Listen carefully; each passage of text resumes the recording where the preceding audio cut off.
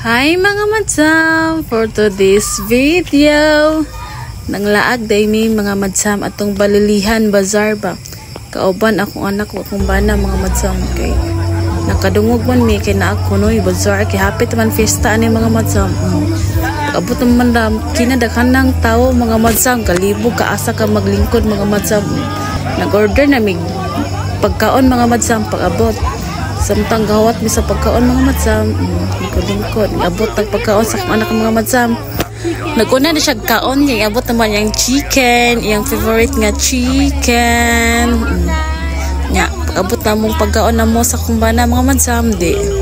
Nangaon na pud mi mga madsam. Wow, ang sarap. Lamia sa pagkaon mga madsam. Uy.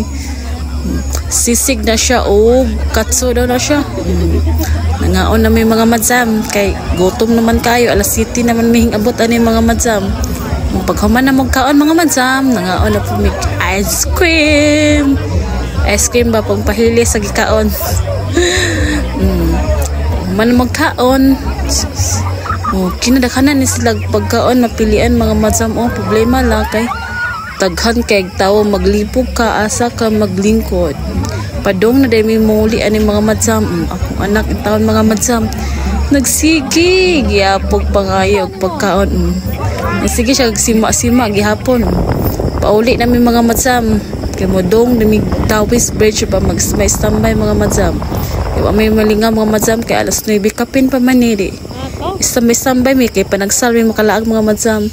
Samtang padong may mga madsam nagpalit mig pagkaon na mo dadon itong Tawis Bridge badang standby mga madsam. Hingapit may convenience store mga madsam na malit og chicherya o kanunon. Akong anak po nagmili po siya giha mga madsam, hindi siya pawahe. Hingabot na mig Tawis Bridge mga madam.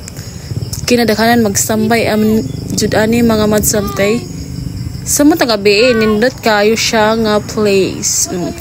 Ingon pa akong anak, ay nice this place mama Wow, dahon kuno kaayo lights. Tag-asa mga building. Tanawa nice ka siya mga madsam. Dakan pa dyan magstambay ani mga madsam. Akong bana o gaabray na siya yung ingnonon. So standby lang mga madsam. So istorya sa mga lawom dagat, mga istoryang di makaon. Kaya panagsara dyan may makalaag mga madsam o gabi.